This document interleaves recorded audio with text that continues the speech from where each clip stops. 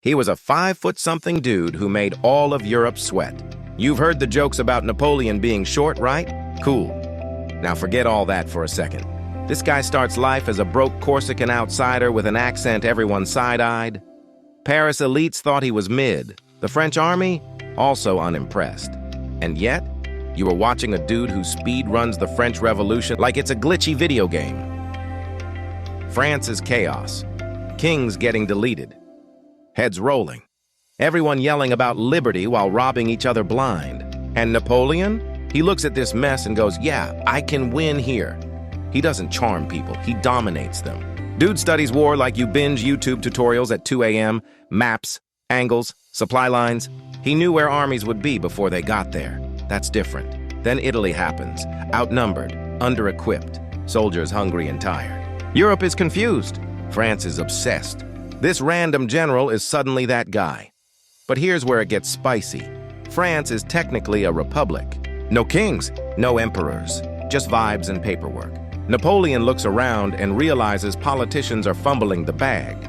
So he does what any confident man with an army would do. He takes over. No dramatic crown handed to him. No divine blessing.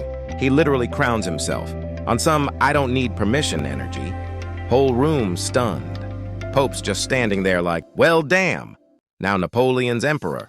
Not because he was born into it. Not because God said so. But because he won. And here's the wild part. You're told this is when he becomes the villain. Power hungry. Ego crazy. But pause for a second. France was broke. Roads trash. Laws inconsistent. Everyone doing whatever. Napoleon steps in and goes full systems mode. New laws. Merit over birth. Education reforms. You're poor but smart? Congrats, you might actually make it. That's not medieval behavior. That's modern. Of course, he also keeps fighting wars. A lot of them. Because peace wasn't really his thing. Europe keeps teaming up like, okay, for real, this dude needs to chill. And Napoleon's like, run it. And for a while, he wins. Over and over. Bigger armies, richer nations. Doesn't matter. Until it does. Because when you win too much, you start believing you can't lose. And that mindset?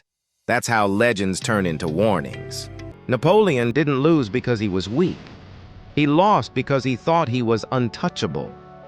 Let's talk about the moment everything cracks. Russia. Everybody told him not to do it. Advisors, allies, probably his own brain at 3 a.m. But Napoleon looks at Russia and thinks, same playbook, same result. Spoiler, it was not the same. He marches in with the biggest army Europe had ever seen. Hundreds of thousands of troops. Straight confidence, straight ego. Russia doesn't even fight him properly. They just back up and burn everything. No food, no shelter. Just vibes and winter. Napoleon takes Moscow.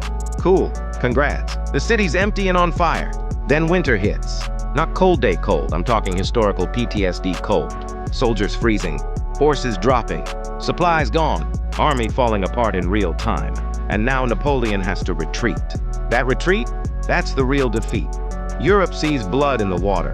Everyone who was scared before is suddenly brave again. Coalition after coalition jumps in.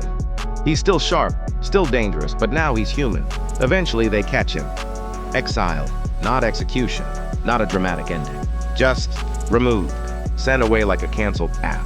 He escapes once, comes back for a final run, loses again, harder, and then it's over. Here's what messes people up though. Napoleon wasn't just a conqueror. He wasn't just a tyrant. He wasn't just a hero. He was a walking contradiction. He believed in equality but crowned himself emperor. He broke monarchies but became one. He modernized nations by force. And yeah, he loved power. A lot.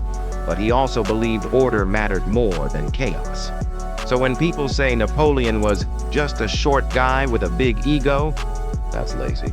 This was a man who reshaped Europe, rewrote laws, and proved that talent could beat bloodlines, until ambition outran reality. So here's the real question. Was Napoleon a warning about unchecked power? Or proof that one obsessed person can drag the world into the future whether it's ready or not?